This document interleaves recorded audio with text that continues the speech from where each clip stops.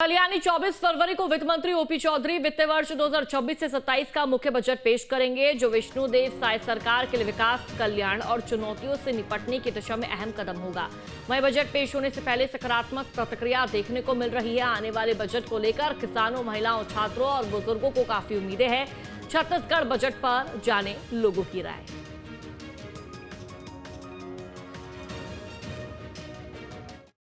24 फरवरी को माननीय वित्त मंत्री ओपी चौधरी के द्वारा बजट पेश किया जाना है और बजट में मैं चाहूँगा किसान होने के नाते कि आज जो फर्टिलाइज़र, दवाइयाँ जो आज एकदम आसमान तक छू रहे हैं, तो उस चीज़ों को सरकार कम करे, सब्सिडी उसमें लागू करे ताकि किसानों को इसका राहत आगे तक मिलता रहे।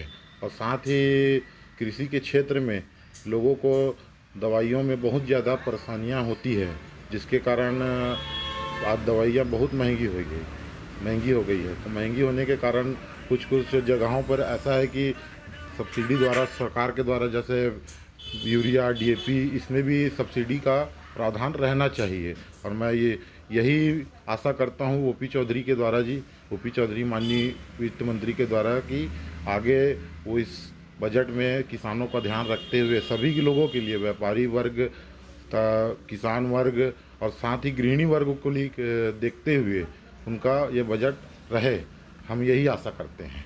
मेरी सरकार से अपेक्षा यही है कि इस बार बजट में गन्ना किसानों के लिए विशेष ध्यान दे और हमारे जो गन्ना किसान जो लगातार गन्ना फसल की जो राशि है उसको बढ़ाने के लिए बार बार निवेदन कर रहे हैं और प्रयास कर रहे हैं, अपनी मांग कर रहे हैं, उसमें सरकार विचार करे और निश्चित रूप से गन्ना किसानों के हित में सरकार उनका समर्थन मूल्य या बोनस राशि को अतिरिक्त बढ़ाकर किसानों को एक सौगात दें और पूरे छत्तीसगढ़ में जितने भी जगह गन्ना फैक्ट्रियां लगी हुई है उससे जो जुड़े हुए किसान हैं उनको लाभ मिले, यही मेरा सरकार से अपेक्षा है।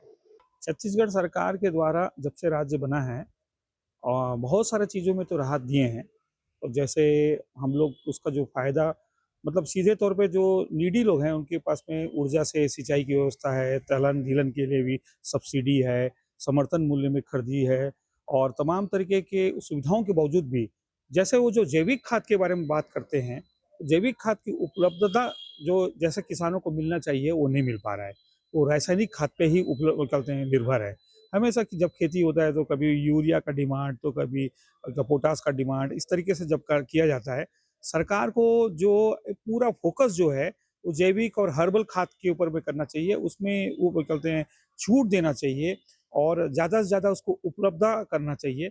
ये एक चीज़ का गैप है, क्योंकि उत्पादन जो है ना अपना रासायनिक खादों से बहुत ज़्यादा तो होता है, ठीक उसी तरीके से उसका ना सीधा लाभ नहीं हो पाता है, रेट बहुत कम हो जाता है। उसके साथ में कहते हैं बहुत सारे गंभीर रोगों का रोग होने का भी संभावना रहता है।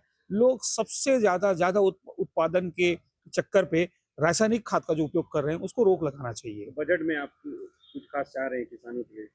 मैं ये चाह रहा हूँ बहुत सारी योजनाएं जो पहले से जो दिया जा रहा है उसमें तो बहुत खास अंतर नहीं आएगा, क्योंकि ऑलरेडी बहुत कहते हैं तमाम तरीके के सुविधाएं उपलब्ध कराया जा रहा है। लेकिन नई सिंचाई योजना जो बस्तर पे फोकस किया जा रहा है, निसंदेह अगर वो सिंचाई योजना शुरू हो जाती है तो गर्मियों में लोग फसल जो है जहाँ जिन क्षेत्रों में नहीं ले पा रहे हैं, जिन क्षेत्रों पे नहर और बांध की और हैंडपंप की व्यवस्था नहीं है, वहाँ निश्चित रूप से उसका लाभ मिलेगा।